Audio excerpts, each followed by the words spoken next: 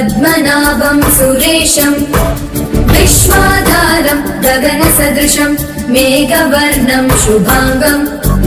लक्ष्मीकान्तं कमलनयनं योगिभिर्ध्यानगम्यं वन्दे विष्णुं भवभयहरं सर्वलोकैकनाथं शान्ताकारं भुजगशयनं पद्मनाभं सुरेशं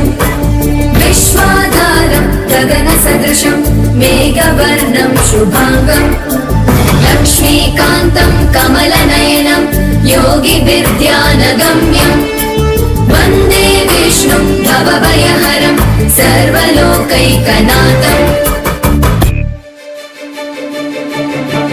त्रैलोक्यपूजितः श्रीमान् सदा विजय वर्धन शान्तिः गदा पाणे नारायण नमोस्तुते त्रैलोक्यपूजितः श्रीमान् सदा विजय वर्धन शान्तिः गदा पाणे नारायण नमोस्तुते शान्ताकारं भुजगशयनं पद्मनाभं सुरेशं विश्वाधारं गगनसदृशं मेघवर्णं शुभांगं लक्ष्मीकान्तं कमलनयनं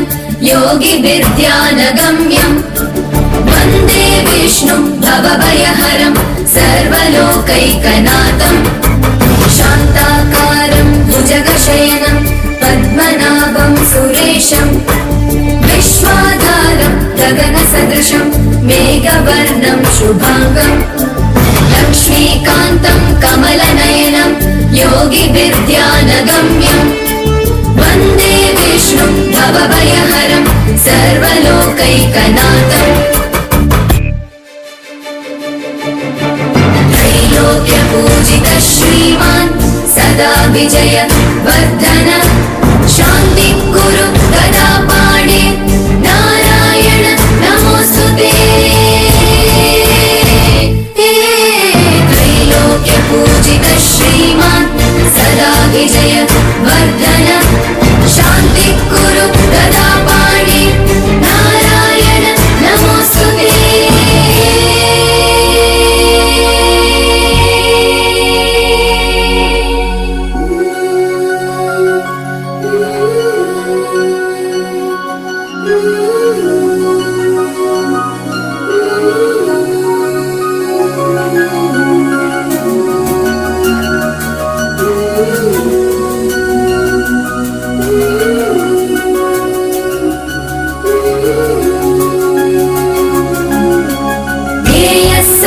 सवित्रमण्डलं मध्यवर्ती